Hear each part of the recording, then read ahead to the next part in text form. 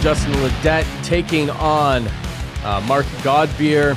Justin Ledet is a minus 150 favorite. Come back on Godbeer, plus 130. You were saying earlier in the show that you wanted to, point out something about Godbeer and how he, I think takedown defense is questionable, which is probably not something that's going to come up in a fight against a boxer like Ledet, who has a really, really solid jab. But I just want to hear your take here first. Yeah, okay, so Mark Godbeer, once again, I'm very familiar with guys that fought in like the British regional because I spent most of the time when I first started here in my early years doing mostly just British regional fights. Mark Godbeer was a guy that was just always average. Always average. There ain't nothing special about this guy, Paul. So now he signs to Bellator, and he's a minus, or I guess Chai Congo is a minus 400, but this guy's like a plus 300 underdog to Chai Congo. Now here's the biggest thing with Chai Congo. Chai Congo's knocked out, or it's not knocked out. Chai Congo has finished 3 guys in the last 5+ years. He is not a finisher. Chai Congo is a very much hold you up against the fence and grind you kind of guy. He smoked Mark Godbeer. He almost just likes just making it a boring, grueling. Yeah. And in this case, he was heavyweight fight. Is this guy just going to give me the tie clinch? Maybe I'll throw a couple knees. Well, I think I got him. And then just keeps kneeing him and then puts Godbeer down and finishes him out. I knew right there in Godbeer, done. He was never going to amend to anything. He just got smoked out by a 40-year-old Chai Congo. He got finished by Chai Congo. He never looked in that fight whatsoever.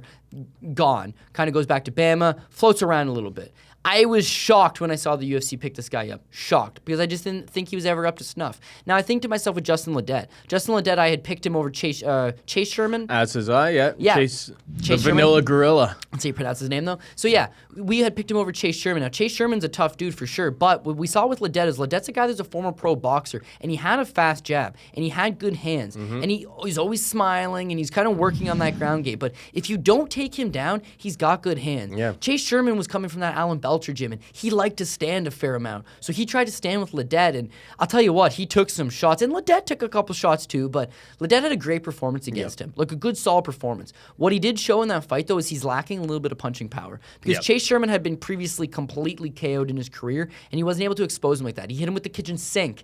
And he couldn't put the guy down. But now you get this fight. And after the fight, Paul, he calls out all grapplers, all wrestlers. It's like, what is this guy doing? But I talked to a friend of mine. I said, what an idiot. If I'm the UFC, I say, okay, buddy, this guy's Timothy Johnson.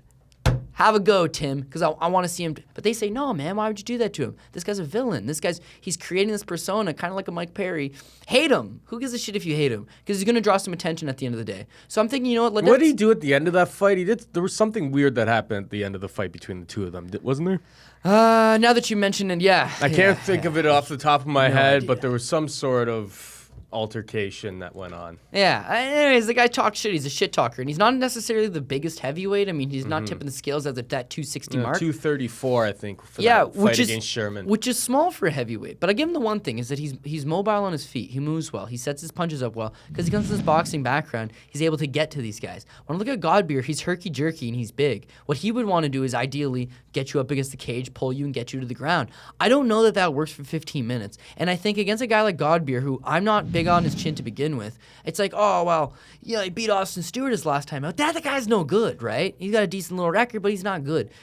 I always talk about class change. And Ledet's not necessarily some giant class change. He's not. But I think the hand speed is going to be a big class change for Godbeer. Godbeer that's can the be one knocked thing, down. I think he does get knocked That's the out one here. thing that Ledet kind of has in this division is he has some good technical boxing, at least in terms of the the guys working their way up in the heavyweight division. Not the elite guys, but because a bunch of the elite guys will probably dump him on his ass. And he said, I don't train wrestling. I want to prove that box. Now, that's either a very clever ploy, and he's working the shit out of his wrestling, or he's an idiot. And this is the kind of fight where you can actually get by with that. But eventually, someone is going to give him an extremely humbling welcome to the division. Only time will tell.